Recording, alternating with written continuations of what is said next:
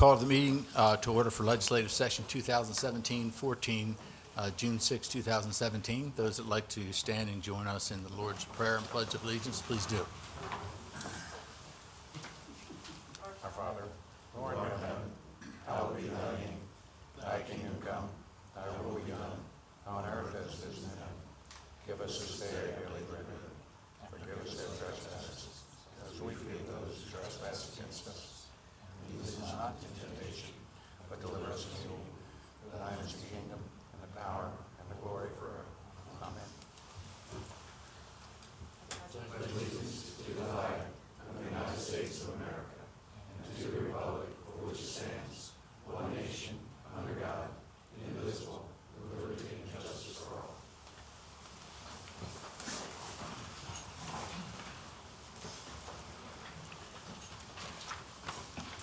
Entertain a motion from council to approve the legislative minutes from May 2nd, 2017. So moved. Second. Second. Any corrections? Seeing none. All those in favor, say aye. Aye. Opposed? Motion's carried. Minutes are approved. Entertain a motion to approve legislative minutes from May 16th, 2017. So moved. Second. Any corrections? Seeing none. All those in favor, say aye. Aye. Opposed? Motion's carried. Minutes are approved. Entertain a motion to approve the legislative minutes from May 22nd, 2017. So moved. Second. Second. Any corrections? Seeing none. All those in favor, say aye. Aye. Opposed? Motion's carried. Minutes are approved. And entertain a motion to approve the open work session minutes from May 2nd, 2017. So moved. Second. Second. Any corrections? Seeing none. All those in favor, say aye. Aye. Opposed? Motion's carried. Minutes are approved. First item on the agenda is proclamations that we have for three individuals, Alex Sewell, Xander Forsyth, and Brooke Forsyth, members who from the Young Entrepreneurs Academy, and they're actually panel winners. If you gentlemen could join me over at the podium, so that's the presentation. If you have parents here that like to join us, they could feel free to do so. Or Sophia, if you'd like to join us as well. It's their time to shine. Hey, John. Good to see you. Congratulations. Thank you. Congratulations. Thank Very much. Mayor, I'm going to read one, and each one represents each of you individually, okay? I'll let you read it because then you don't need glasses, but well, you do. Okay, great. And so do you. All right. I'm at home. Proclamation. It is with great pleasure that the Wicomico County Council and County Executive congratulate Alex Sewell, Xander Forsyth, and Brock Forsyth, Young Entrepreneurs Academy panel winners. Whereas the Young Entrepreneurs Academy is a 6-month after-school program organized by the Salisbury Area Chamber of Commerce for middle and high school students, and whereas students identify their passions and transform their ideas into fully formed and functioning businesses or social movements, and whereas on April 5th, 2017, local students pitched their business ideas in hopes of receiving startup funding to launch their business, and whereas Alex Sewell, Xander Forsyth, and Brock Forsyth were selected to receive startup funds in the amount of $1,600 as well as in-kind gifts for their business, Music, and whereas Music, and that's M-O-O-Z-I-K, is a business that sells 3D printed mouthpiece cleaners for musical instruments, and whereas Music advanced to the regional competition in New York to compete against 100 other Young Entrepreneur Academy students. Now, therefore, the Wicomico County Council and County Executive hereby congratulate Alex Sewell, Xander Forsyth, and Brock Forsyth as Young Entrepreneurs Academy panel winners and encourage all citizens to congratulate them on this accomplishment. Done this 6th day of June 2017, signed by the Wicomico County Executive and the members of the Wicomico County Council. Gentlemen, I was there to listen to your presentation. I'd like to applaud you for the great job that you did. If you'd like to make any comments, feel free. I know you're definitely not shy about speaking in public because I've seen you talk. I've experienced it. Go ahead and start. Let the public know who you are, which of the three is. Okay. So I'm Brock Forsyth. I'm the CEO of Music, and so I guess I can say how the idea came to start. So originally I was wondering like, hey, what do I want to do? What do I like? So Alex and I were bouncing ideas off with like sports and some kind of protection for those. And then out of nowhere, I just thought like, my mouthpiece is pretty dirty. So I talked to Alex about it, and then also my brother Xander, and we decided like hey, this could actually be something pretty good. And so instead of a mouthpiece brush, which you have to scrub and use water and all that stuff, we decided that you could use a wipe that could be easily disposed of, and you could just keep reusing it. So that's kind of how we got the idea formed. Well, some of the how it's created, as the proclamation kind of said, it's a 3D printed mouthpiece device, and the cloth will go on the outside of it, and it will have citrus fruit acids that will keep the bacteria. It will be antibacterial, which when clean the mouthpiece will help keep it clean in between the wipes. I'll just say I was kind of surprised that the local competition was tougher than the national competition in the types of questions that we were asked. Here we were asked in-depth questions about how we came to our product, but there they asked us more so rudimentary things. That was just one thing that surprised me. Gentlemen, congratulations again. Good job. If you ever want any type of work with the county, let us know, okay? If you're going to run for public office, let us know that too. What's your age? 15. I'm 16. 18. Young guys. Thank you very much. Congratulations.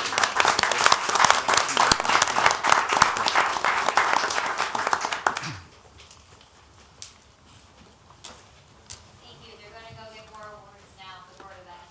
They're going to the Board of Ed for more? Yeah, so we appreciate you letting us go first. I'll tell you, the 1,600, if they want to lend that to the county, we consider it. Thanks a lot. Take care. Good evening, Mr. Taylor. How are you? Good evening. And this is the public hearing on Legislative Bill 2017-06, which was introduced on May 16, 2017.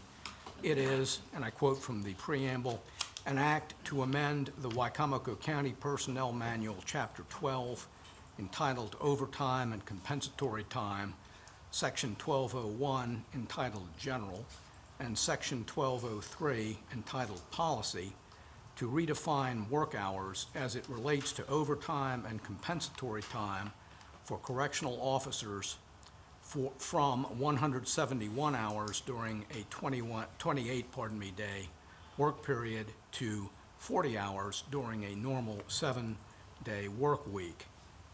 This has been requested, this bill, by the Department of Human Resources, and the county executive has no objection to it. And this is the public hearing. Thank you, Mr. Taylor. At this time, we open the floor for the public hearing on Legislative Bill 2017-06. If you have any comments you'd like to make in reference to this legislative bill, come to the podium, please. State your name and your concerns. Seeing none, that concludes the public hearing. Entertain a motion from council to approve Legislative Bill 2017-06. So move. Second. Discussion? Seeing none, roll call vote, starting with Councilman Hall. Aye. Councilman Kilmer. Aye. Councilman Dodd. Aye. Councilman Matt Holloway. Aye. Councilman Davis. Aye. Councilman Joe Holloway. Aye. The chair votes aye. It's unanimous. Legislative Bill 2017-06 is approved. Mrs. Hurley? Good evening, Mr. President, County Council members, ladies and gentlemen. There is one housekeeping matter for tonight, and that is Sheriff Mike Lewis has requested for bill number 2017-07 to be withdrawn from the agenda. Thank you. To begin with, we have resolution number 79, 2017, confirming the reappointment of Chief Deputy Gary Baker to the Wicomico County Social Services Advisory Board. Yes. I'm sorry. The Social Services Advisory Board selects a director for the Department of Social Services and advise the director and state director as to the local application of state policies or procedures. Members are to be well informed on local department activities and to communicate to residents of the county information as to the objectives, policies, programs, and problems of social services and public assistance administration. And I believe Paula Erdy, Director of Social Services, is here. Okay. If there's any questions. All right. Entertain a motion to approve Resolution 79, 2017. So move. Second. Second. Any discussion? Seeing none, all those in favor say aye. Aye. Opposed? Motion carried. Resolution passes. Next, we have resolution number 80, 2017, confirming the reappointment of Reverend Lawrence H. Purnell Sr. to the Wicomico County Social Services Advisory Board. Entertain a motion to approve Resolution 80, 2017. So moved. Second. Second. Any discussion? All those in favor say aye. Aye. Opposed? Motion's carried, resolution passes. Next, we have Resolution Number 81, 2017, confirming the reappointment of Michael B. Mathers Esquire to the Wicomico County Social Services Advisory Board. Excuse me, sorry. Entertain a motion to approve Resolution 81, 2017. So moved. Second. Second. Discussion? All those in favor? Aye. Opposed? Motion's carried, resolution passes. Next, we have Resolution Number 82, 2017, confirming the reappointment of Emmanuel E. Olziani, Ph.D., to the Wicomico County Social Services Advisory Board. Entertain a motion to approve Resolution 82, 2017. So moved. Second. Second. Discussion? Seeing none, all those in favor say aye. Aye. Opposed? Motion's carried, resolution passes. Next is Resolution Number 83, 2017, confirming the appointment of Alicia Lois Potter to the Wicomico County Social Services Advisory Board. Entertain a motion to approve Resolution 83, 2017. So moved. Second. Second. Discussion? All those in favor? Aye. Opposed? Motion's carried, resolution passes. The next item for business is Resolution Number 84, 2017, confirming the appointment of William R. Chambers to the Wicomico County Tourism Board. The Entertain- Tourism Board acts in an advisory capacity to the Director of Recreation, Parks, and Tourism.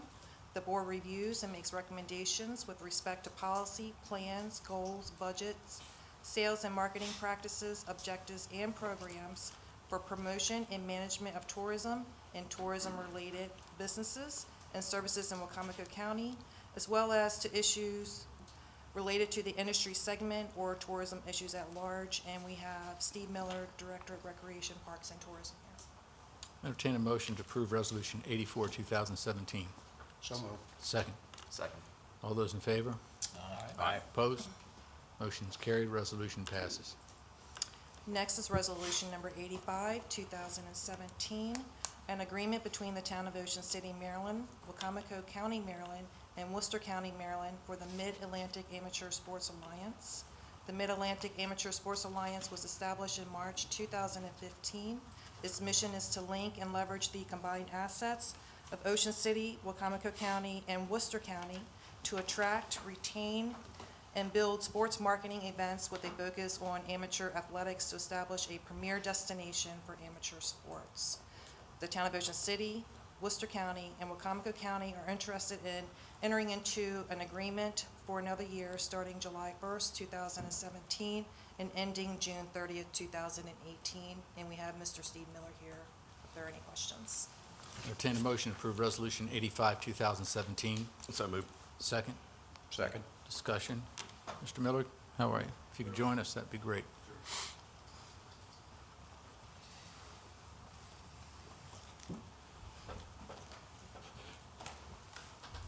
How are you? Did you shave the beard? I did. You did. It's Saturday. coming back. yes. Look at this. Yeah, we're close. I don't know. He's got you. He already has you. We'll see on September 15th. If you could just give us if you want to give us an overview at first before we get into questions. Sure. Thank you. So MASA is the Mid-Atlantic Amateur Sports Alliance. It's a partnership between Wicomico, Worcester County, and Ocean City for sports marketing. When this effort started a couple years ago, it was primarily based around the World Series. And in recent years, that's starting to expand now. We're getting traction as we've marketed that effort to other events that either start here and grow out or start in those other jurisdictions and grow towards us. So the agreement is primarily the same as what we've had in the past. We made a couple of minor adjustments because of that growth to define what is a MASA event, what qualifies an event to be considered that, and then also to establish some protocols to determine what roles each party is going to play when we recruit those types of events. So just clarification of language, but that's essentially the changes that were made. Okay. Questions from council? Easy one. Steve, economic impact, from this? The World Series itself is between 17 and 20 million annually, and that's certainly a massive event. Any event that would really require the resources of all the jurisdictions is how we're looking at that. So as far as the financial commitment of this goes, we have an annual operating budget of $18,000 that we split between the three. So out of tourism, we pay $6,000 for trade shows and advertising and promoting this, but the impact is certainly the World Series and any other events that we can recruit beyond that, which we've got another one in a volleyball event in May. That's a couple hundred teams that we're going to be part of. So That'll be beach volleyball. yeah, so that is actually a little reverse of the World Series in that it started in Ocean City and now it's expanding towards us, whereas the World Series started with us and expanded out. But that's the whole idea of MASA, is to use all the assets and leverage the entire region as opposed to just what the county has. Questions? Yeah. I probably should have asked you this before, but in reading it, when item number 2 says the agreement shall be in substantially the form attached, and in such a form the agreement is hereby approved as to form and content. I thought that was a little bit of unusual wording. I don't know, Mr. Wilbur, but your take on that. And again, I apologize for not bringing this up earlier. What page is that? It's just item number 2 on the first page of the resolution. Oh, On the actual resolution. Yeah, because it says the agreement for the Mid-Atlantic Sports Alliance shall be in substantially the form attached. And I'm just wondering why it just didn't seem as if it was terribly specific. We can delete the substantially. It's in the form attached. Okay. Okay. Does council feel it's necessarily to amend it through substantially, or we move on? Mr. President, Yes. if I may, the word substantially is normally inserted in case there are any typos in the agreement that are found after the resolution is passed. Thank you very much. You're welcome. Great. So each party is going to contribute $6,000 to the project, right? yes, that's the operating budget. So each event would require, like the World Series, for instance, requires bid fees, and we split that up accordingly based on where players are staying. Okay. So I was not certain as to what the event procurement section was referencing, where it says funding needed to obtain and retain events noted as bid fees shall be shared by all parties in proportion to the hotels. What happens there? So, for instance, the World Series, there's a bid fee that anytime you deal with these national events, they have bid fees that are basically acquisition fees to get the event to come. So the World Series has a bid fee just to get them to come, and so what we've done is we split that proportionally 3 ways with Worcester County and Ocean City. When the event's done, we do a reconciliation. We have a housing service, so we know where people are staying, and then we will basically divide that up accordingly. So roughly 50% stay in Wicomico County. We pay half the bid fee. Ocean City's traditionally paid about a third or a little bit more. So, but depending on where the event is primarily hosted, that would just be proportionally split out. Is there ever a fee paid out to a bid that they won't come to the area? What do you mean? I don't understand. Like a request for proposal? Oh, RFP. where you'd pay and then just for the right to be considered. We've Right. not done that. We've not done that. Okay, that's what it sounded like, that's what I Okay. was asking. Yeah, those are contingent when you get the event. We wouldn't just submit with So we the only- hope of, We you only know. have to pay us when they sign a contract. Yeah, and typically we try to arrange that where it's a per team registered. So you're actually getting a return on that as far as number of people and Yeah. hotels and whatnot. So that's something that would be paid out after the event? Yes. Yeah, I mean, typically, we'll pay a portion of it up front, and then we'll reconcile when the event's over, and whatever that final number was, we'll reconcile. Okay. Any other questions? Seeing none, all those in favor of Resolution 85, 2017, say aye. Aye. Opposed? Motion's carried, resolution passes. Very good. Thank Thanks, you. Steve, Appreciate appreciate it. The next item for business is Resolution Number 86, 2017, to make a supplemental appropriation from contingency to the Warwick operating account in the amount of $212,400 And we have the president of Warwick Community College, Dr. Ray Hoy here, if there are any questions. Thank you, Dr. White. Entertain a motion from council to approve Resolution 86, 2017. So moved. Second. Second. Any questions from council? I have a question. Okay. Our amount is $212,400. Does Worcester pay anything to this? Dr. Hoy? Yeah, thanks. Yes, Worcester has already allocated 100 and, let me pull this out so I can tell you exactly what they did. 175,200. Okay. It's based on the rolling five-year average enrollment. It's 70.8% Wicomico, 29.2% Worcester. I was looking for it and I didn't see it in the brief. I figured they did, but, Yeah, they did it in February. okay. They allocated the entire amount at that time. Yeah, that was my question. If they, because we're doing it in two parts, Right. basically. And They did it allocated in one. theirs right up front, but we only collected half of it until this action takes place. Thank you, Dr. Hoy. So, Okay. You had good news on the CADE formula? on small college funding Yes. for Oh, 2019. yeah. It's not 2018. Understand. It won't come until 2019, but Right. yes, a bill passed that it's going to mean an additional $420,000 to the college in 2019. We get parity funding with the Western Maryland colleges. Been a long time. It's been a long time. Yeah, yeah. Yeah, you did a lot of work. Did a lot of work. Any other questions? You know, Dr. Hoy should be commended for spending a lot of time in Annapolis. Yes, Thank you. very much so. It's one thing to run a university, and then it's another thing to battle Annapolis at the same time and all the other legal matters. So we appreciate it. Thank you. Any other questions from council? Seeing none, all those in favor of Resolution 86, 2017, say aye. Aye. Opposed? Motion is carried, resolution passes. Thank you. Thank you for your support. Thank you. Next is resolution number 87, 2017, extending the date for the adoption of the annual budget and appropriation bill from June 6 to June 12, 2017. Entertain a motion to approve Resolution 87, 2017. So moved. Second. Second. Discussion. Seeing none, all those in favor of Resolution 87, 2017, say aye. Aye. Opposed? Motion is carried, resolution passes. Mr. President, that's all I have. All right, thank you. Hang on one second while I get back to where I was.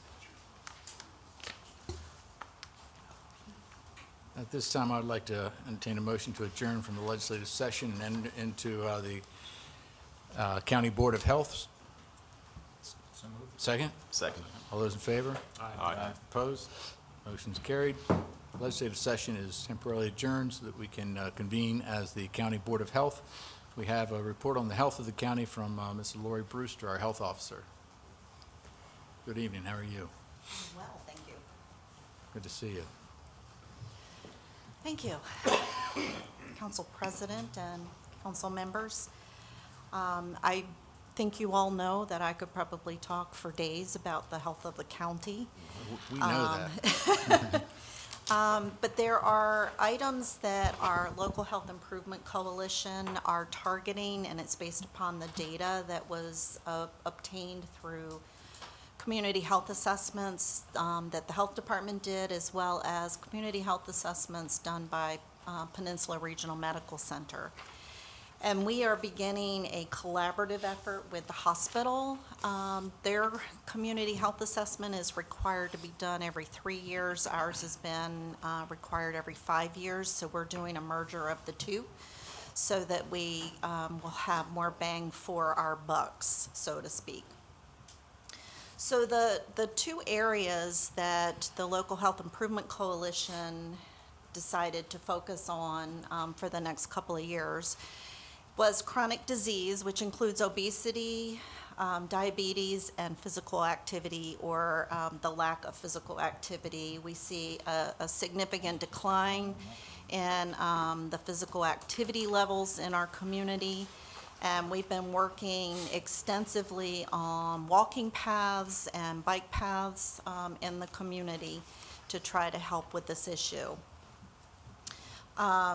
The diabetes, we're working with various organizations, including the YMCA, on the Lifestyle Balance Program to try to work to prevent diabetes.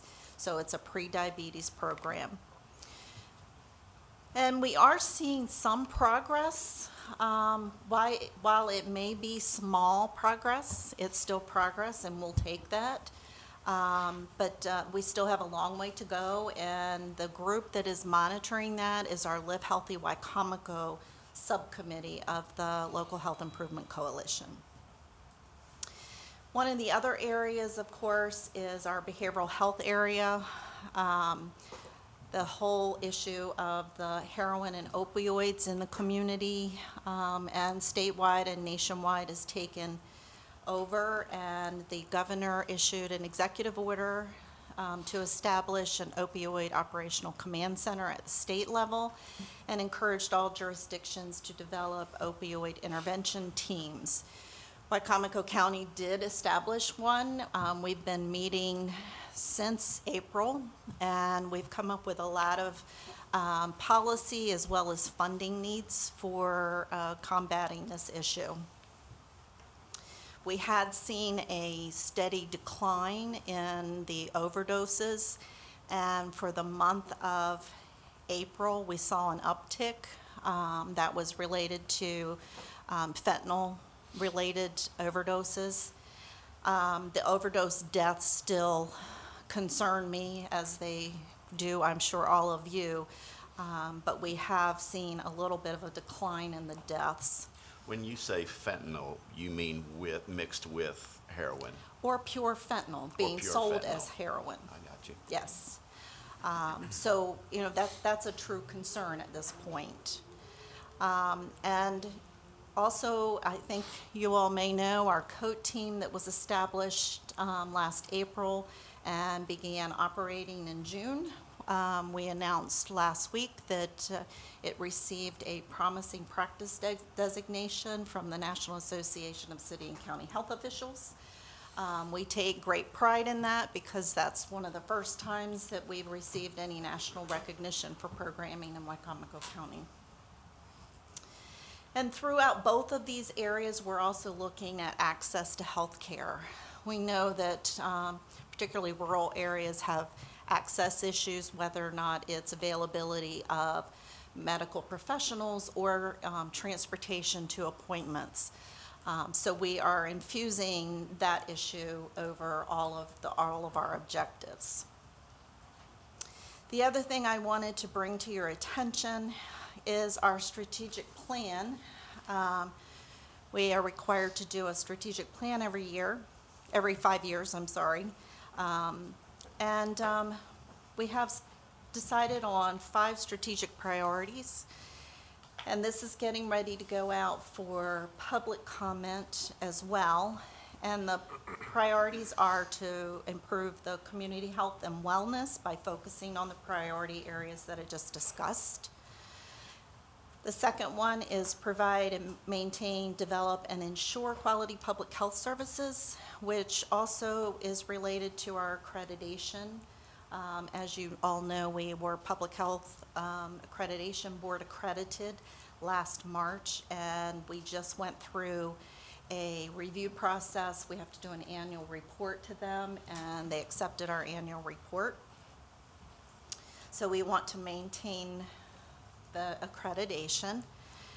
We also, and I hope you all will appreciate the fact that we're adopting business practices that will assist us in reducing administrative costs and increase revenues. We are always looking to contract with private insurers. It's difficult, but we have been working with the state, and we've been able to contract with 2 private insurers. Build and growing partnerships to facilitate improved communication. We have a very extensive, well-working relationship with our local media partners, and we try to get the communication out about what's occurring in the community. And I would venture to guess at least once or twice a week we get contacted by local media.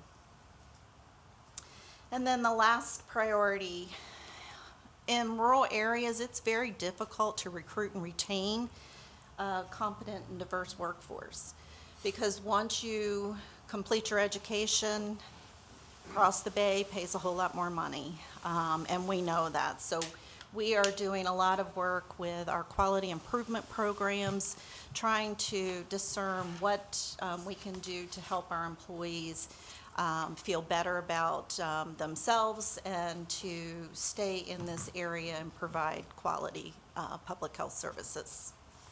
So, any questions? Questions? Go ahead. For the overdoses, how do ours track the state? You know, how do we compare to others, basically? You know, is it going down elsewhere and going down here, or going down here and going up elsewhere? It actually is going up elsewhere. And that's one of the areas that we've been pleased with, and we're attributing that to the COAT team. And we are actually having a formal evaluation done on the outcomes of the COAT team that we'll be able to present probably in the fall. Any other questions? Where's the fentanyl coming from? It's coming from China. There's thousands of clandestine labs in China, and they are sending it over usually by water. And it's pure fentanyl? What they're using, in many instances, it's pure fentanyl, and they're selling it as heroin because it's a whole lot cheaper. The other issue that's out there is the carfentanil, which is the elephant tranquilizer that's being used. We haven't had any of that confirmed in Wicomico County, but that's a huge issue as well. Where is the heroin coming from? It's coming from everywhere. You know, even in Mexico, they are moving poppy seeds off, marijuana plants off the fields and growing poppy plants because they see that as a moneymaker. Cash crop. Absolutely. You and I had talked before about naloxone and maybe how that could be used possibly in this fight to battle opioid addiction. What's your position on that? We are educating all first responders that want to be educated and provided the naloxone. We are also providing education to the community once a month, second Tuesday of the month at the library. So anyone that wants the naloxone, they have access to it through the health department. And we are encouraged by the fact that there has been some changes made this past legislative session with the HOPE Act that is allowing expanded access to the naloxone so that individuals' lives can be saved. Because, naloxone, from what I understand, it actually eliminates the craving. No. The naloxone that's given brings somebody out of an overdose. Okay, so I'm using the wrong drug. What is the one that is supposedly you take that and it actually eliminates the craving? There's 3 of them on the Okay, market. okay. There's methadone, which has been Right. around for a long time. There's Suboxone Okay. that has been around for several years, but not as long as methadone. And then there's Vivitrol. Maybe it's Vivitrol. Vivitrol, I think, is the one that I'd heard about more recently. Yes. But that's actually a drug that anyone who may, suffer from opioid addiction can take that, and it eliminates the craving for it? Correct. We've seen better success with the injectable form than the oral form, and most of the substance use providers in the community are providing Vivitrol to clients that want to, and in fact, the Wicomico County Detention Center is providing Vivitrol to individuals that are getting ready to be released, so we can prevent overdose deaths of individuals that have been inmates. See, because when I first heard about that, I thought, oh, great, we've solved the problem. Just, give everybody Vivitrol and they're cured. But in a prior discussion, you were suggesting that maybe that isn't that easy because some addicts don't want to be cured or don't want to lose that high. Well, Addicts in general, in order to effectively treat them, you have to look at all of the social aspects that they're involved with, which includes their housing, their friends, and if they're not willing to change that, then they're likely to go back to their original habits, which includes not going to get their Vivitrol injection. So they're going to go back to use again. Do you think the state, because I know with Governor Hogan's efforts to try to address opioid addiction, do you think the state is going to maybe, have you heard any word of the state that's trying to maybe advance funding to the local level, maybe specifically to help offset the costs of this drug? Of the Vivitrol? Yeah. The pharmaceutical company that manufactures the Vivitrol is providing some of that to defray the cost, particularly in the detention center. It's a very costly drug, and Medicaid is covering it, so the state has already incorporated that into the Medicaid formulary. It's $1,000 a dose, so $1,000 a month. Wow. Yeah. That's with all the discounts. Yep. Is Vivitrol used for something else? In pill form, it's very similar to what used to be called Antabuse to manage alcohol cravings. Okay, all right. Any other questions? Well, we appreciate you being here. We appreciate the hard work that you do. You're doing a great job for the county. Thank you. We appreciate it.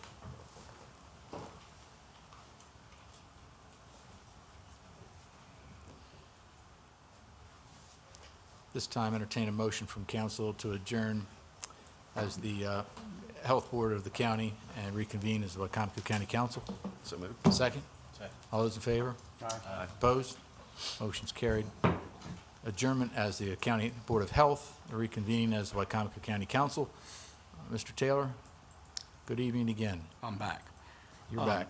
Yeah, according to the agenda, there were to be 3 legislative bills introduced tonight, but as I understand from what Ms. Hurley said earlier, that the first one, designated Bill number 2017-07, has been withdrawn.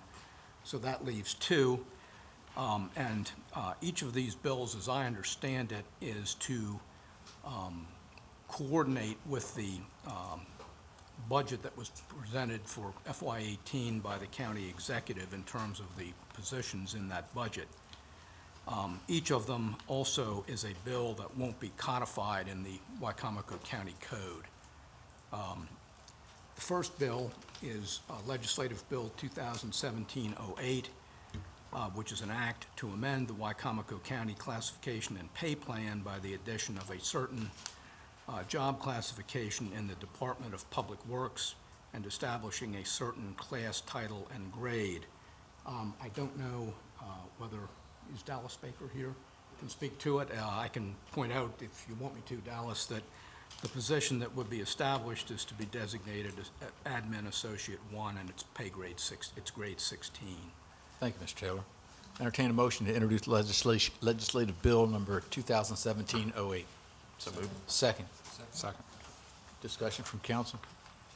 Any questions?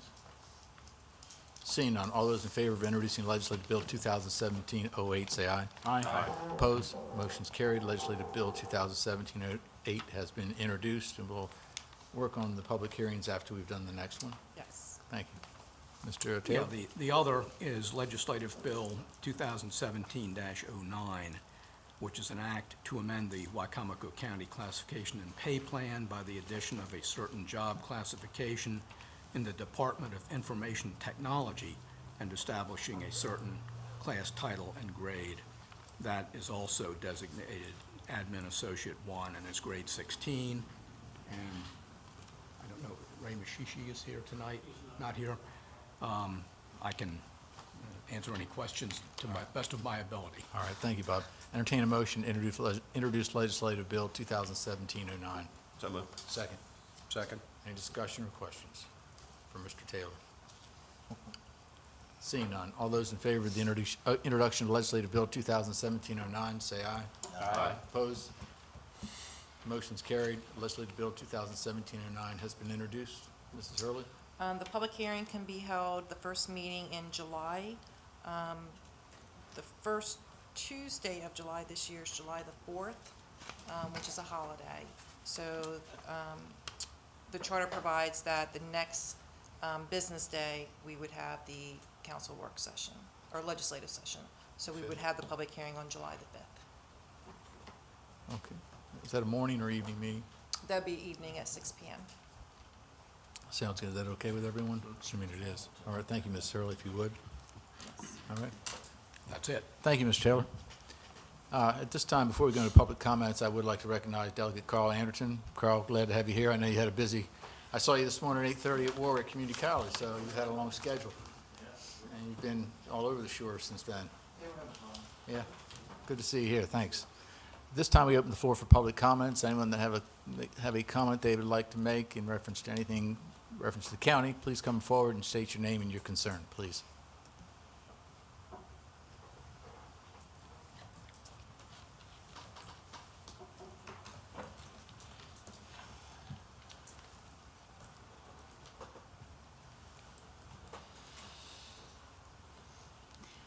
Good evening, President Cannon, Good evening, Ms. Smith. Councilman, ladies and gentlemen. Thank you, first of all and foremost. Thank you so very much for putting our students in Wicomico County first. Thank you so much for the laptops that are very much needed in our schools to help our kids get up to task on the technology that they need to be successful in the years to come. What you saw tonight, the young students you honored tonight, are just the beginning.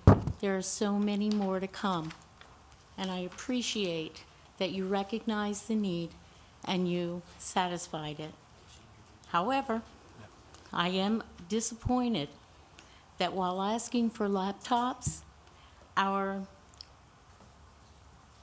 some additional educators that will fill the very much needed positions for our students to succeed, that our Board of Education also chose to add personnel to the central office rather than to use funds and ask for one-time funding for students and educators.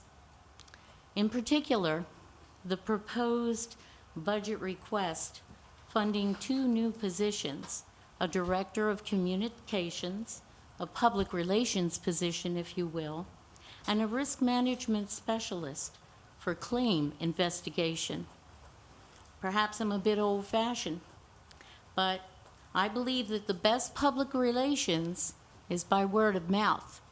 And what you did tonight in honoring those 3 young men, and what I have seen you do in the past, during this past school year, goes far more than hiring a public relations specialist. The media, after all, will let us know about things that they see like this. Particularly troubling is the position for the risk management specialist for claim investigation. When the board asked the central office administrators to explain the need for this position, one comment was that money could be saved, a lot of money could be saved in just 1 year from having someone in a position who would oversee workman's comp claims and leave abuse.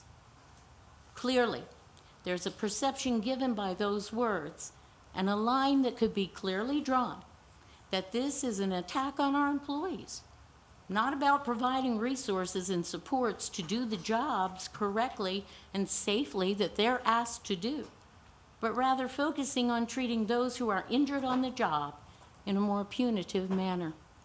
So again, I thank you and applaud you for putting students first and for recognizing our students every time we come into this council. And I also ask that you not fund those 2 positions that are going to charge Wicomico County residents $200,000, 2 positions in central office instead of funding students and educators. Thank you. Thank you, Mrs. Smith. Any other public comments? Seeing none, that concludes public comments for the evening. Council comments? Okay. Moving on, I'd like to entertain a motion, if I could, to adjourn so that we can go into open work sessions, followed by a closed session. Second? All those in favor? Aye. Opposed? Motion's carried. Meeting's adjourned.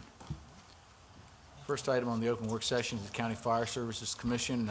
Mr. Wayne Strasburg, Director of Administration, is here to give us an overview.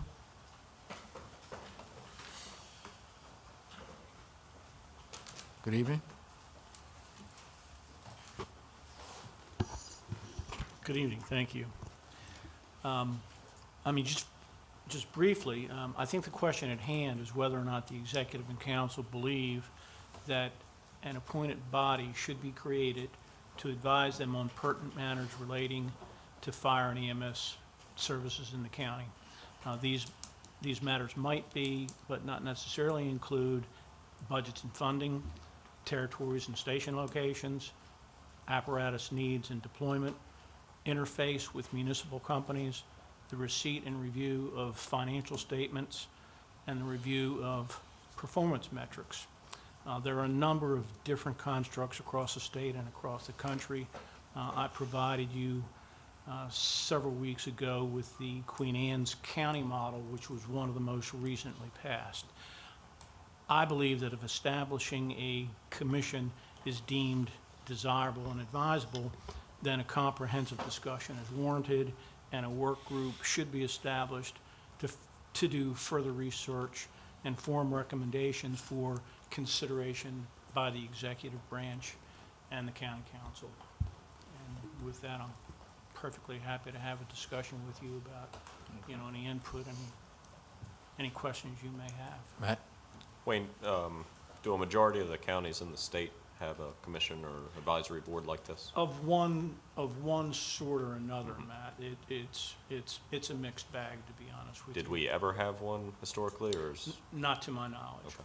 Not to my knowledge. There is a section in the county code that addresses,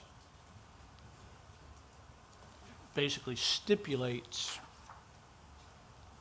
appropriations and conditions for those appropriations. It's chapter 39, but No actual commission? it doesn't establish any, what I would call advisory body. Will this be a volunteer commission proposed, or have you gotten that far yet? Haven't gotten that far, Okay. but most of our commissions are volunteer Yeah, most of them commissions. are. Yeah. We have the Chiefs Association that pretty much acts in this same capacity now. How would this commission be made up? I'm sure there would be some input from some of the fire companies. Oh, but would- absolutely. But will there be other folks on this suggested? Is that, Yeah, you looked into that yet? I haven't really gotten that far, Joe. I think the question here is that I believe that, it's my personal belief, I believe that the citizens of the county look to our elected leaders to ensure their safety. And we don't have a construct right now where our elected leaders have any codified authority other than the budget itself. And I think that's a gap in the construct, and I think that gap ought to be closed. And I suppose, the recent incidents that we've had has brought this on. It's certainly, I think, made us all aware that that gap is present. Right.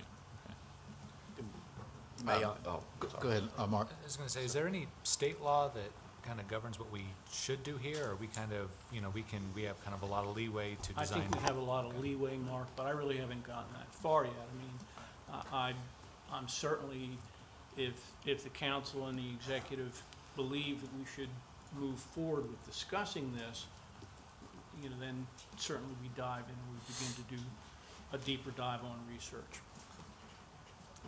Just to elaborate on what Councilman Joe Holloway said in this example given by Queen Anne's County, they state membership would be the Director of the Department of Emergency Services, the County will appoint 14 members of the council. Voting membership will include representatives as follow: 2 from the Fire Chiefs Association, 1 from the volunteer EMS provider, 1 volunteer EMS provider, 1 volunteer ambulance committee member, which we don't have an ambulance committee, volunteer firefighter, somebody from the health department, somebody from the sheriff's department, somebody from the state police, the EMS operating medical director, and it looks like maybe 5 from the public. And then there will be some non-voting members. So it's just one example. It's an example, and that's the reason I gave it to you. Right. It was the most recently formed commission that I could find, and I thought that it provided a proxy that we could look at and say, you know, do we want to proceed with a commission of this sort? The construct, who members are, Right. I haven't gotten that far. And I'm not aware of any that are given a stipend. I think it's all volunteer. Any other questions? I'm in favor of putting together an exploratory committee to go ahead and look at this and come up with a proposal, I think would be the next step, I assume, that you would do, and then come back to us with a basic recommendation? I or- think that's logical. Okay. I mean, that's the way we approach the fire service agreement. We put together a work group, spent a lot of time with it, and came forward with what we collectively agreed was the best approach to our fire service agreement with the city, and I think that that worked well, and I think we could follow that same example if we have a desire to do this. Wayne, one of the things that appeared that the Queen Anne's people did was did 3 independent fire service studies. Do you think that you'd entertain something along that I line? don't think we need to do that. I don't think so either. It's reinventing the wheel, I I don't think think. we need to do that. I think we have plenty of expertise in the county. Matt? Just one thing, looking at the example that you provided from Queen Anne's, under the section for fire department formation, it says no new volunteer fire department or ambulance department may be organized without approval from the commission and the county commissioners. In our specific example, what we've just gone through, that necessarily wouldn't apply to us because that volunteer fire department was already in existence.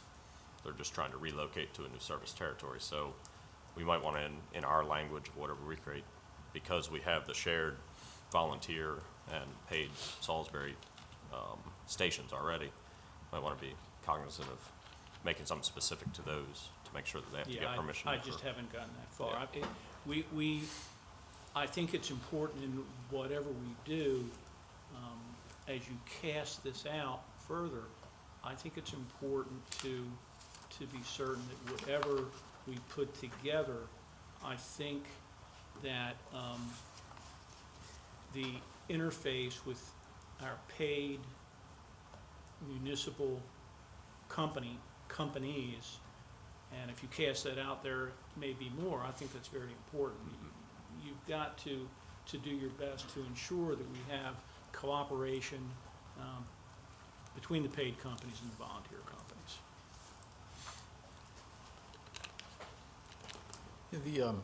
The example you gave us with Queen Anne's, it appeared to me that their commission was made up of strictly volunteer fire chiefs. Mainly. So it's pretty much very similar to what we have already with the Fire Chiefs Association. But it codifies it, John, that's the difference. See, the manner in which we have been operating is not codified anyplace. So what's being suggested is that we do that.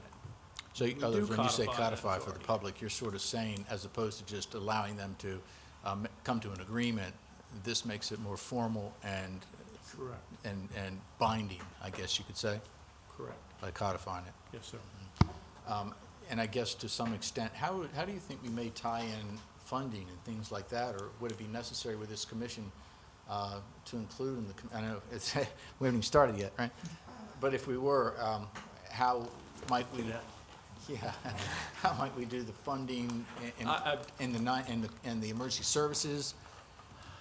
I simply have got, Yeah. I've not gotten that refined in my thinking yet. And really, you know, I'm not looking to be the person who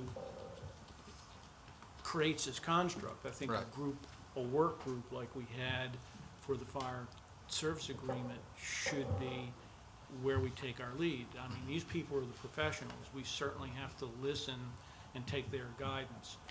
I think what's important here, however, is that I believe we had a gap in our system, and I think it's important that we close that gap. Yeah, I think so too. I think one thing that came from this whole thing through the fire service agreement and through the issue with Station 1 was that it seems relatively disjointed right now. And when I say that, I say as far as true authority is concerned. Because you had the Fire Chiefs Association recognizing the volunteer company, and you had the council that was saying, well, we don't know if we wanted to fund it at this time. So it kind of left things up in the air. And I think, from based on what we've read so far, maybe if you do go through the process of putting together a commission and making things a little more in stone as far as how the processes are supposed to be handled and how do you get from point A to point B, and coordinating that with all the volunteers and tying that in also, I guess, with the cooperation of the municipalities and the towns as well. Yeah, I think it's very important. Yeah, I think it would be And a we real may plus. we may not make any changes at all, but I think it certainly warrants a pretty robust discussion. Sure. I think it does, and I've always had an issue with, I'd say an outside group, but a group obligating the county to expenditures that's not a codified organization. I mean, I think this will address that issue. Sure. And territories, too, seem to fall into a real mesh. There was always that discussion, well, where's their territory going to be? Is it going to be inside the bypass, outside the bypass? There was no real definitive answer. It almost seemed that as soon as we finished the fire service agreement, we had our first conflict as to where some of the territory might or may not be. So, I guess, should the council tell you if we want to move forward with something like this? Is that what you're looking for, or what? I've got plenty to do, so if council doesn't want to move forward with this, I can move on to something else. But yeah, I mean, if council agrees that we should form a work group and move this forward, then we can come back to you with our suggestion as to the composition of the work group and move it forward. yeah, I think any formal appointment of a committee would have to be approved by the council. I think if it I'm not should be. mistaken, some committee, it's a little bit varied across the board, but if I understand correctly, if a formal committee needs to be presented, I think the council has to approve that committee. I could be wrong, Mrs. Hurley. I don't want to put you on the spot. Trust me, I'm Yeah, kind I'd rather of go back winging and it look there. at the charter just to verify that. Right. I know earlier in the year, we were thinking about putting together a particular committee for one thing or another, and that topic came up, but we'd have to refresh our P's and Q's on that one, but. I think from a practical standpoint, if we're going to proceed on something that is this important and possibly design a commission, if you will, that will be reporting to the executive and the council, then I think at the start of that process, the council and the executive should be comfortable with the work group that we put together. Right. You don't want to start on a faulty base. Sure. Have you reached out to the Fire Chiefs Association about this idea? No, not formally, because, I didn't have any authority to do so. Okay. Well, I guess maybe a consensus will be in order as far as the council's feeling for this. Let's go down this road and see what happens. Okay. Well, I've heard for many years that we should have some form of commission, so it's worth talking about. Okay. Ernie, you good? Yeah. Thanks. Great. Appreciate you taking the time. Thank you.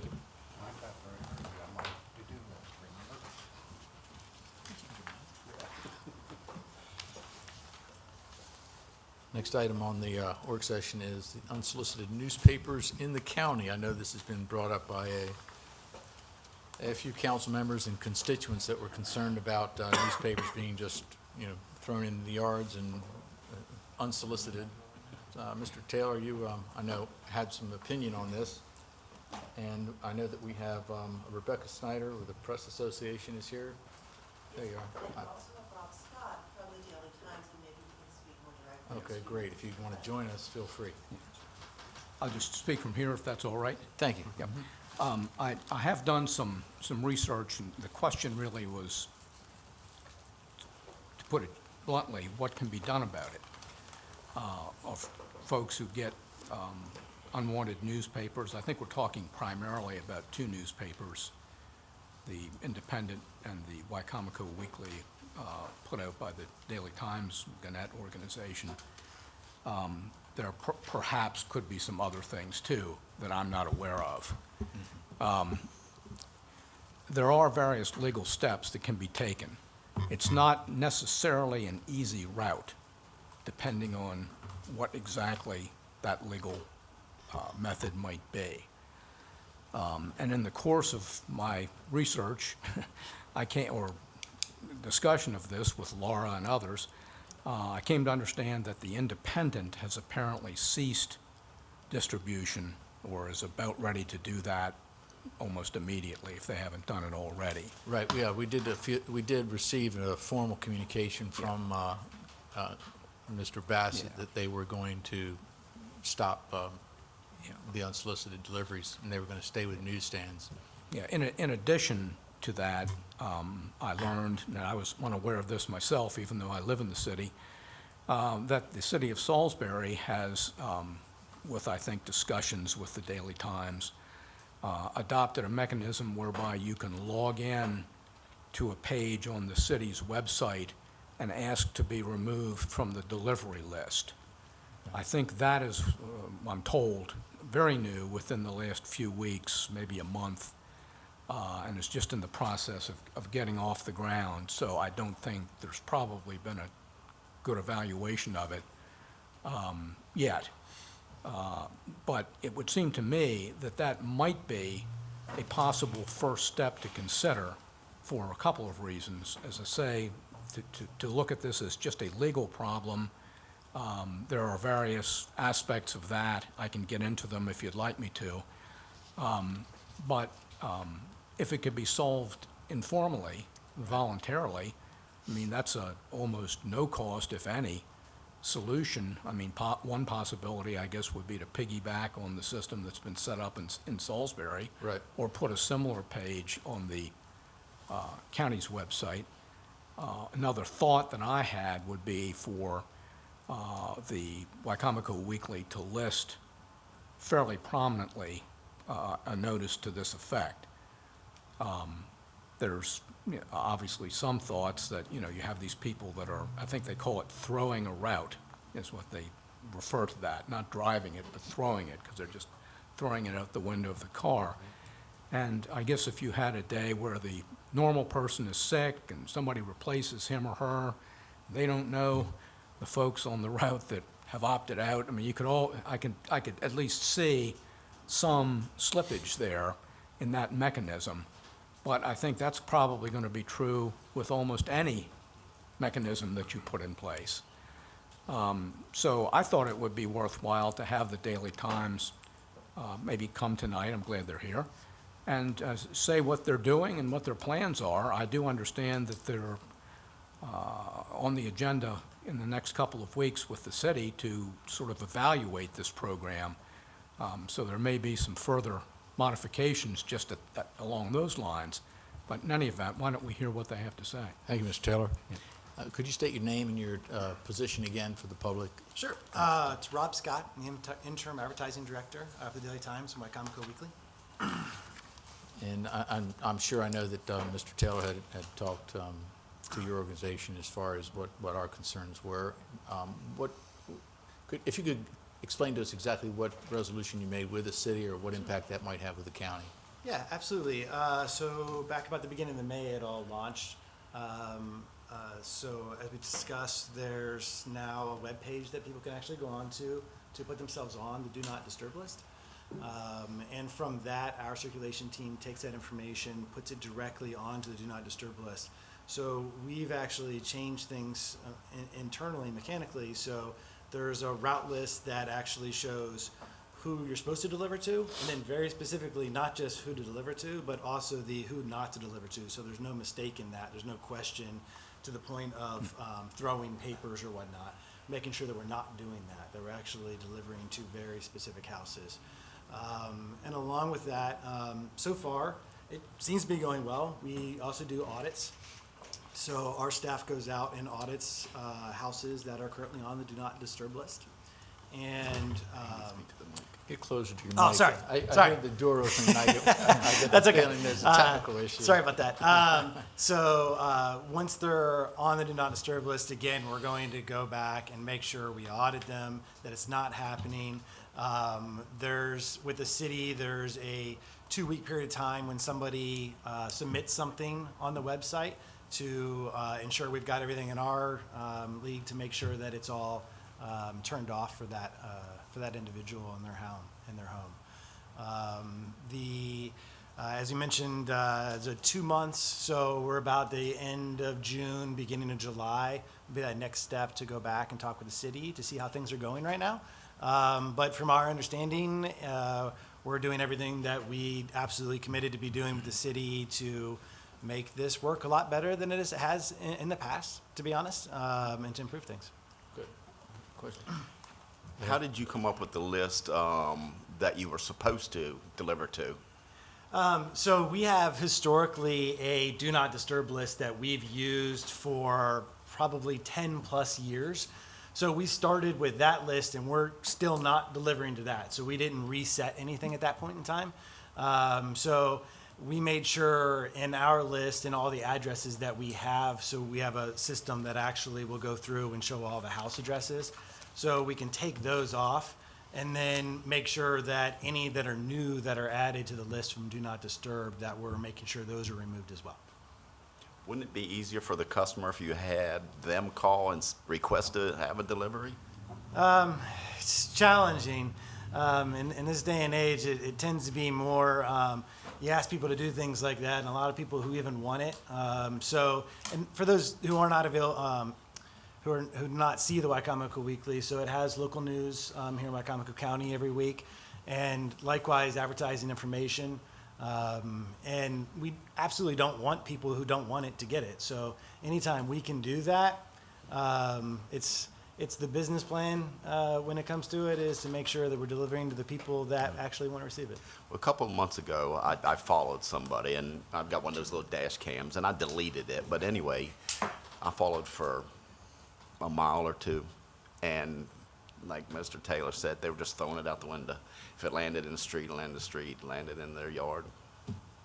I don't know believe whose that. paper it was. No, I'm not saying it was yours. And I don't know if it was ours or if it was the Independent. I don't know. Right. So it's hard for me to speak to that exact point. But I know with what we've put in with the city, we're making sure that we have a very specific list that people have that they're delivering to those houses each week.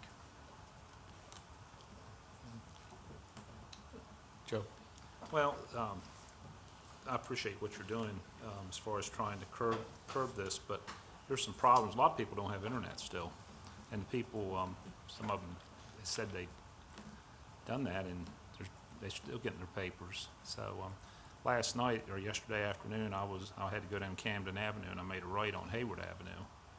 And there was an empty home nobody lived in. There was like 4 or 5 newspapers laying in that yard along the street. So that's creating a problem. A few years ago, we had this issue, and that's when Mr. Bassett was still at the Daily Times and was in Sierra Manor, and we called, and they just ceased going into the neighborhood at all because we had so many complaints. We've been getting a lot of complaints in Kilburnie, and we've also been hearing about them ending up in the gutter and stopping up the drains. So I can't understand why you can't control where these papers are going better. And I've also heard from the sheriff that he's seen somebody throwing them in the ditch one day and pulled them over. So, and that was from the Daily Times. And wow. So, yeah, we're getting a lot of complaints about it. I've been getting a lot of complaints about it for a long time. I really have. So, I think there are a couple of points, if I may. Sure. The water in the drains, that was also part of the city of Salisbury plan, was to ensure that after a big storm, that we would go through and make sure that if we see anything out there that could have fallen down into drains, that was part of the plan with them as well. As far as sick, so our policy is currently, because the independent's been out there, it's been that there are, if there are 2 papers already in a driveway, that we do not deliver another one to that. So that should never happen from our side. Part of the city of Salisbury plan also, as you mentioned, the independent going away, we talked about that briefly right before this meeting. Actually, we found that out today as well. So that's something that we can certainly look at then, saying if there's already one, we shouldn't be delivering another one because we know it's our product and it's not potentially one and another. If I could add something to that too, that's why I suggest that they publish something right in the newspaper itself with a phone number, so, so it's fairly prominently now. I'm talking maybe somebody even can call in. page 1. It is. Yeah. It's on page 2 when you open Wicomico Weekly. There's a box in the bottom left corner that talks about exactly how you can get on the Do Not Disturb list. And that's something new that was not there previously. People had to call in and ask how to make this happen. Could you add that box to your daily times, the ones that goes out, that people get normal, that pay for? See, I get one in my driveway. I buy the Daily Times. We get it daily, and I still end up with these papers in my driveway that's basically the same news that I've read a few days before. So we don't even open them up, so. You should not, I will say, you should not get the Wicomico Weekly if you're getting the Daily Times. I get that little yellow bag, and my neighbors do that get the Daily Times too. Okay. I think I get them, what Joe's leading to is the fact that if you get this paper delivered and you haven't requested it, and you're not interested in it, you throw it away. And you keep throwing it away, you never open up to page 2. You just keep throwing it away. So where are you going to go? So it may behoove everybody to, in order to waste your resources and waste the money to deliver it, et cetera, that if you did put it in the actual Daily Times itself, you might get better results and it might be more efficient for you as well. Sure, I think we can definitely figure out some notifications we can put inside the Daily Times. I don't see any reason not to. And in defense of him, I have one neighbor that likes hers, so anyway. Not everybody. Thank you. But it really is aggravating, for people to keep getting these, when they don't want them. And like I said, the Hayward Avenue thing yesterday, when I went down there, when I seen them all, I said, oh, we got that on the agenda for tomorrow night, so. Yeah. Absolutely. I appreciate what you're doing as well, and the fact that box is there, but I liked what President Cannon said, if they're on the way, they don't see it, but it's good that it's there. I've gotten a lot of complaints in Nutters Crossing, and then after a couple weeks, they'll call back because they're starting to get them again. And I'm glad you brought up the fact that if there's 2 papers there, they won't throw it.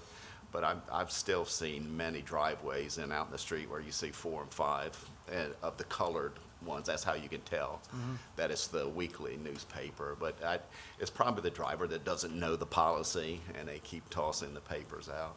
But after a while, it does look terrible in the street, and especially when they get somebody runs over them and then gets all soggy and they break apart, or one of them just comes out of the bag and flies everywhere. Absolutely. So I know what you're going through, and I can understand. Any other questions? I guess where we'll leave this, if we could, Mr. Scott, without reinventing the wheel, after you've met with the city, it'd be probably beneficial to see exactly what plans you come up with as a whole, because whatever processes you're going to be implementing for the city probably could be implemented for the county as well. And if we have to make any adjustments, maybe we would, if in line with what your cooperation. So again, Ms. Snyder, we appreciate you responding, and Mr. Scott, we appreciate you being here tonight. And you're going to be meeting with the city when? I believe it's in July. They haven't put it on the agenda quite yet. I've been in communication with Ms. Glenn's, the city council administrator. Okay, well, we'll make sure that we pay attention to it. It wouldn't hurt if you could follow up with our office as well, and vice versa, and that way we don't miscommunicate. Absolutely. Sounds good? Anything else you want to add? No, thank you all. Appreciate you being here. Thank you very much. Thank you. Just a couple thoughts, Mr. Cannon, on that. There's really, I don't think, any reason why right now someone can't use that city. It's a little hard to find on the city website, but I think if a county resident would use it, I don't think they discriminate. I think it goes immediately to the Daily Times, if I'm not mistaken. Can I approach Yeah, I'm certainly. sorry. Yeah. I should have mentioned this. Yeah. Apologies. We are already actually receiving some requests through the city's site for the county, and we are adding those people to our do not deliver list, Oh, great. regardless whether they're city or county. Yeah, What? You said litter? Oh, sorry. We are not, sorry. The other thought I had was, and this gets to Mr. Holloway's scenario that you were talking about, what they might do on a one-time or perhaps periodic basis, on the outside of the plastic bag, attach a form saying that you can call such and such a number if you don't want to receive it. Then that way, hopefully the person that just automatically throws it in the can would perhaps see it and call in, and there would be some expense associated, obviously, for the Daily Times, but I don't think it would be a lot. We'll follow up in July. Great. Thank you very much. Thank you. Thank you. Next item on the agenda we have is the personnel manual discussion. We have Mrs. Sharon Morris, who's a former Assistant Director of Administration, Mr. Matt Kramer, former County Council Administration, and Mr. Ed Baker, former County Attorney. A lot of heavyweights.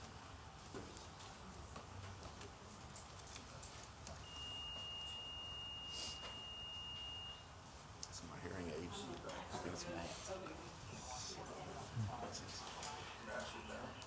Certainly. Sharon, you want to join us at the table? Not yet. Not yet, I'd okay. rather stand. I'm going to come if you have questions. I'll identify myself, Sharon Morris. I'm former Assistant Director of Administration for Wicomico County, and I'm a resident of Jersey Road. I'm here at the request of the Council President to submit the revised edition of the county's 2003 Personnel Manual. I'll start by saying the Personnel Manual is among the county's most influential documents. It's one that takes an employee from hire to retirement. It's one that lays out whether or not a person wants to come and work in Wicomico County. There's no other document in the county that takes care of the employee in this manner. So to that end, it's the most important process, one of the most important processes that the council or the county administration will undertake. This important document was not revised to reflect the change in the form of government. It does not include language for the county executive. It does not change authorities. So nearly 2 years prior to the election, a team of county administrators began working on a manual that would reflect changes in local government. Before the election, the revised edition was submitted in our office. We put it together, but it was not given to council.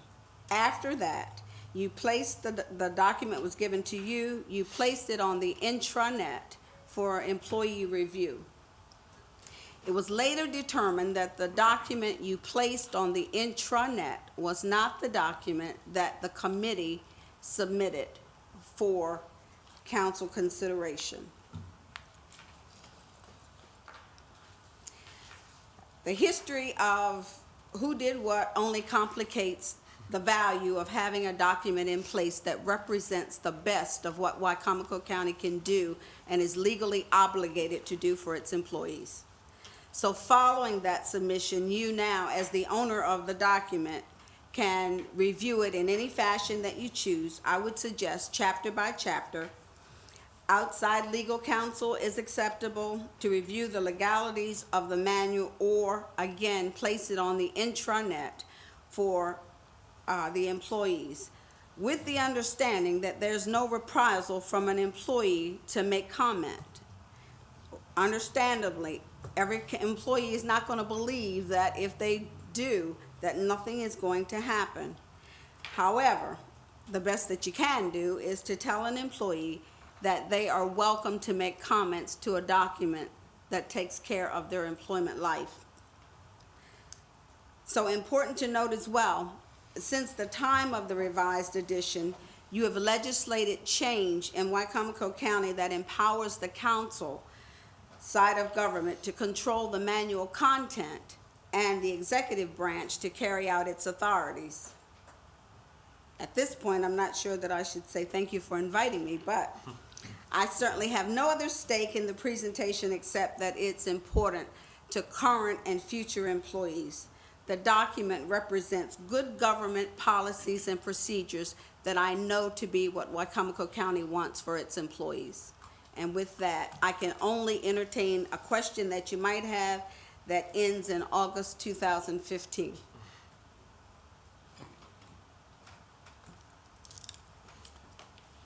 I need a clarification on the riddle.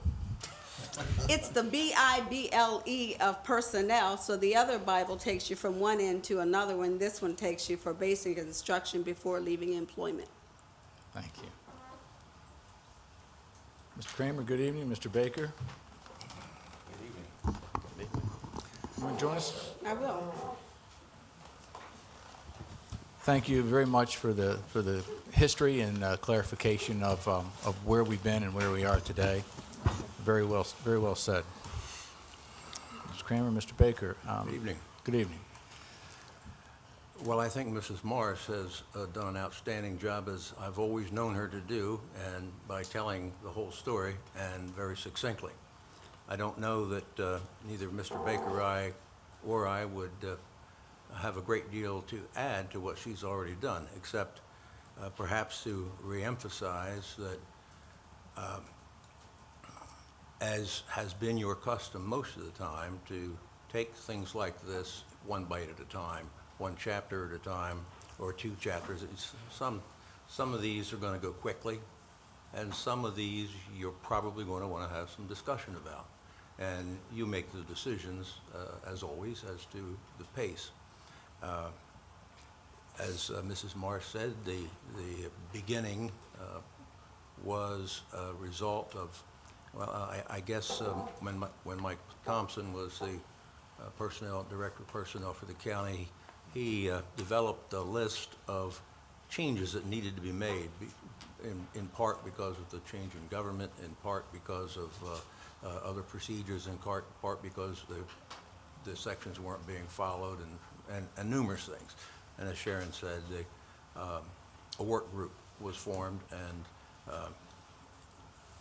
what you have before you, or I guess it's going to be delivered to you or going to be on your secure website, but after this evening you will have, I've been told, you'll have the draft document that is a further update of the draft that Mrs. Morris spoke of, prepared by that work group. Most of the new material in part reflects concerns that you heard expressed when you heard from employees before. All of those were taken into consideration and tried to address them. I was told I was supposed to introduce myself, but I didn't do that, so you'll forgive me, please. But at any rate, there may be some who would wonder, why am I involved in this? And that, I think, is a legitimate question, since I'm no longer employed by Wicomico County, but I think every one of you knows that I love it dearly and love what you do dearly. Not every time do I agree with all of your decisions, but that's to be expected, of course. For someone who might ask that question who does not know me, I, until very recently, served you, this council, and previous councils as your council administrator over a period of 8 years or so. Prior to that, I was a county administrator under the previous charter for a number of years until my retirement. When I retired this time, I made it known to Mrs. Hurley and any anyone else who expressed an interest, that if there was any time I could be of assistance, I would be happy to do so. And this is one of those times.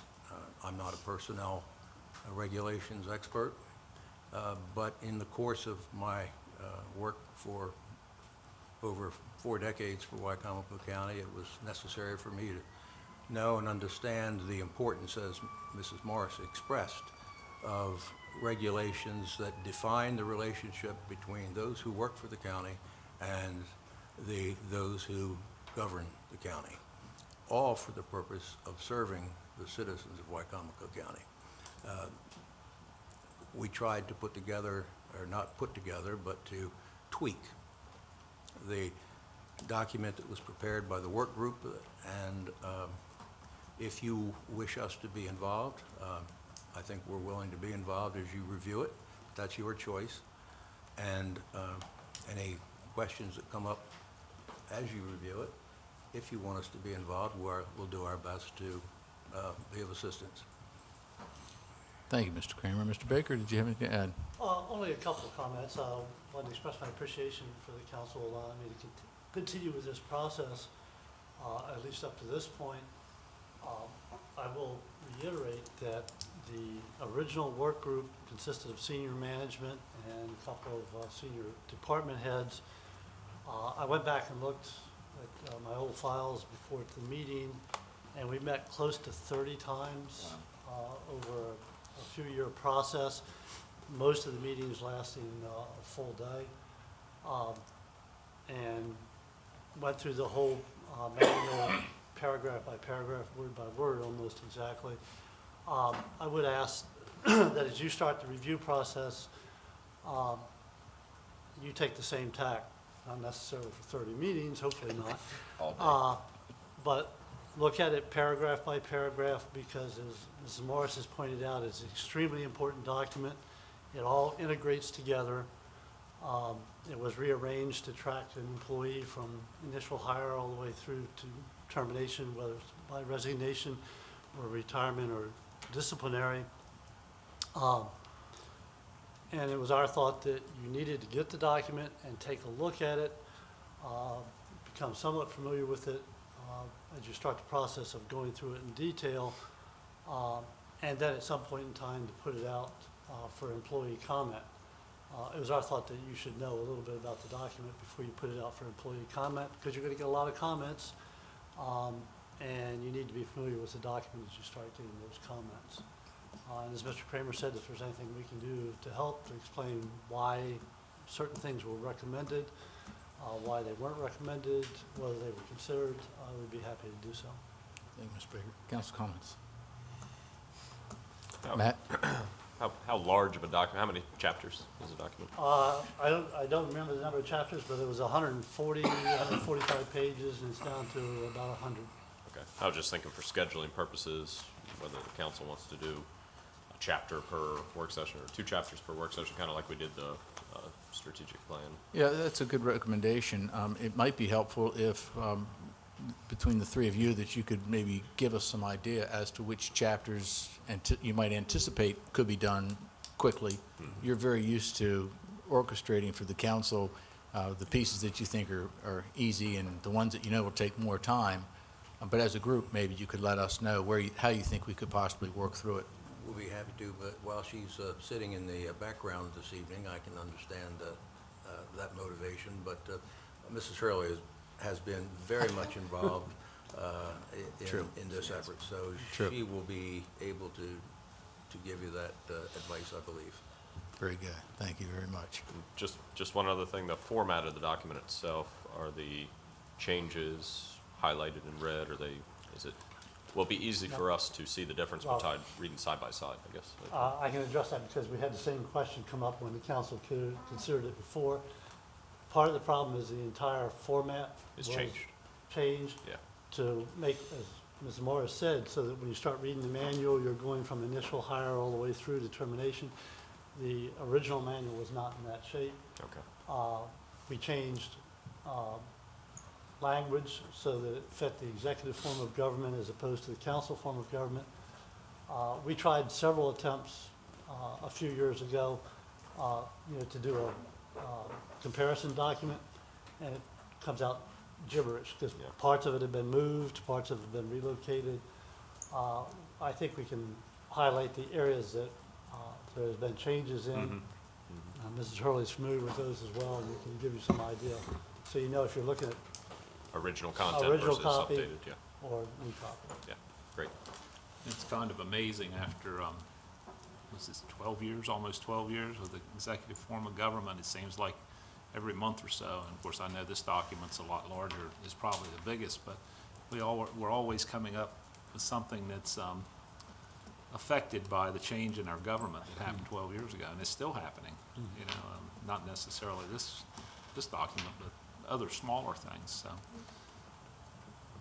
Might be dealing with it 12 years from now, I guess, still finding things. No, we won't. We won't, Joe. No, not me, but I mean, the council itself. We'll have this wrapped up. Mark? Yeah, I mean, I appreciate all the work you've done and everyone's done on this. I'm sure that we'll come to realize very soon how much work that was, so thank you for that. I mean, I do think that before we even start anything, we need to put it out there and start getting comments. We need to make sure that people know that their suggestions and their feedback are going to be received and heard by us before we start doing anything. I don't think we want to rush this process. I certainly also think we need to make sure to receive any comments from the executive side of government. I mean, they're the ones who are in charge of the employees. So we need to make sure that again, this is a collaborative process with everybody, and we go from that in. So let's not rush it. Let's make sure that May I everything is. suggest, Councilman, that when you establish, however, the process is going to be to receive that the repository for those comments be made clear to the employee as to how they are going to be received and reviewed Certainly. from an employee perspective. Correct, yes. Mr. Kilmer, maybe you remember one very important thing. Mrs. Hurley has arranged for the draft to go on something you have that's new, a secure site. So no one, when you get that, you will be the only ones that have it. And when you see fit to share it with others, particularly within the executive branch, that'll be your decision to make. We've not given anything to anyone, only to you. Appreciate it. Any comment? Again, we really appreciate everything that you've done, the time that you've taken in volunteering to take your time to work on this project that's not only very important to the county, but also very difficult to put together as a solid product. Because it was scattered. It was in many pieces from many different attempts. We spent a lot of time on it, but the heavy lifting was done by the work group that was referred to earlier.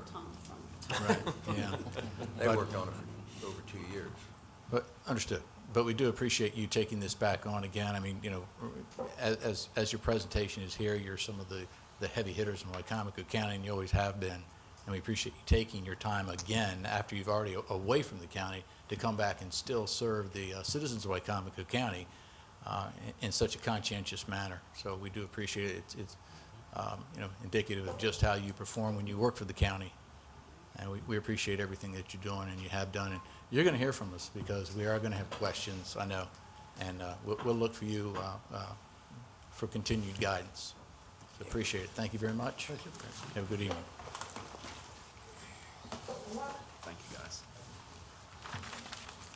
With that being said, entertain a motion to adjourn so the county can go into closed session. So moved. Second? Second. All those in favor? Aye. Opposed? Motion's carried. Meeting's adjourned.